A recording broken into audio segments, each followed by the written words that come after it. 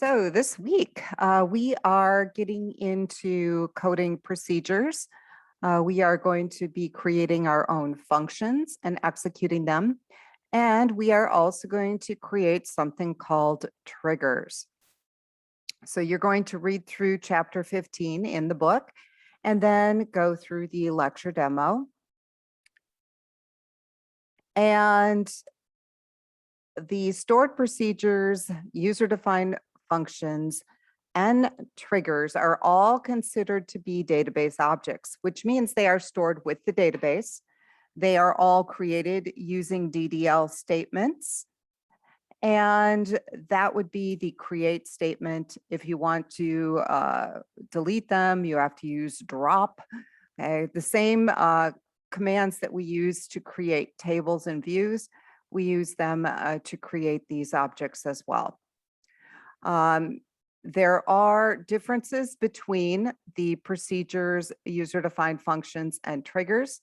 There's a little difference in how you create them, and there is a little difference in how they are used. And so this little section kind of explains what the differences are. And as you go through the lecture demo and we cover each section, I think you'll become more familiar with what a procedure is, how to create it, how to execute it, and how this differs from a function. Okay, and you'll learn how to create your own functions, how to include those in your code, similar to the way we included SQL functions. Okay, and then you will finally learn how to create triggers, which are actually super cool. They kind of run behind the scenes and they get work done. So you set it up once, you have to do all this coding, but you set it up once. And then if you insert a row, you can set up a trigger for certain actions to occur. If you delete a row, you can set up a trigger. If you update data, it's actually a super cool feature. So you guys are also going to learn about triggers. So for the textbook assignment, obviously you are going to be practicing using stored procedures, creating, using, modifying. You'll also be learning how to create, use, modify user-defined functions, and finally triggers. And for each of these tasks, you'll notice that I have several videos, and then we have the tasks that you are going to be walking through. And you do want to pay attention to what you're doing in this assignment, because you are going to have to create your own procedures, functions, and triggers for your term project. Okay, so kind of pay close attention as you're going through this. Make sure you understand what you're doing, because you're going to have to apply the knowledge to the final part of your term project. This is the last thing that you have to do for the term project, you know, other than get it ready for the showcase. So yay. So here we are, the last part of your term project. So this is going to be creating procedures, user-defined functions, and triggers. And you're going to be using your own term project.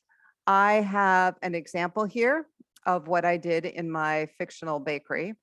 But you basically need a stored procedure that retrieves and displays data, a stored procedure that takes one or more input parameters and retrieves results based on the value. You need a stored procedure that takes one or more input parameters and includes one or more output parameters. And after going through the textbook assignment and the lecture demo, you have plenty of examples. So utilize those examples to figure out how you are going to create this in your own project. Finally, you need a stored procedure that includes a return value. So how many stored procedures do you need? You need 4. Okay, so make sure you have 4 of those. Then you need user-defined functions. You need a scalar function that accepts an argument, and you need a table function that accepts an argument. So you need 2 user-defined functions. And then the last section of this involves creating triggers. You need to create a trigger that will add deleted data from one of your tables into an archive or a transaction table. And there is an example in the textbook assignment. Actually, you're going to be walking through it. There's examples in the lecture demo, and I also have an example in here for you. Okay, and I have labeled these accordingly, so you can kind of look through here. User-defined functions, then you get into the triggers. So I create my little archive table, my transaction table, added a column to it, and then I start doing my triggers. Okay. So you need a trigger that's going to add deleted data into either an archive or a transaction table. You need to create an insert trigger that adds to either an archive or a transaction table when a row is inserted. And you need an update trigger that adds to the archive or transaction table when a row is modified.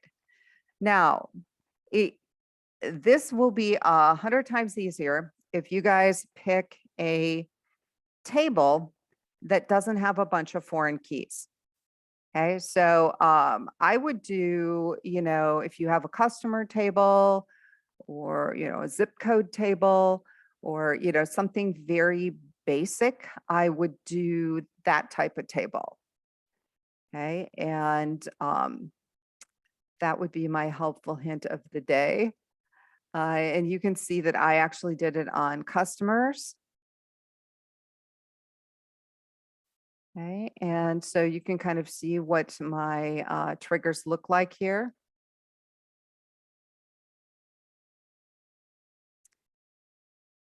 And so how many triggers do you need?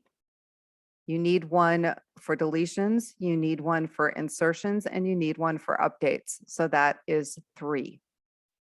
Okay, so we need 4 procedures, 2 user-defined functions, and 3 triggers. And again, this is the final part of your project. Once you finish this, you are done with your term project. Okay, so what a relief.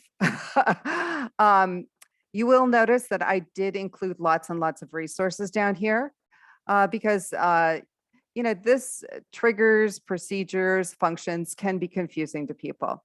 So I did include all sorts of resources down here.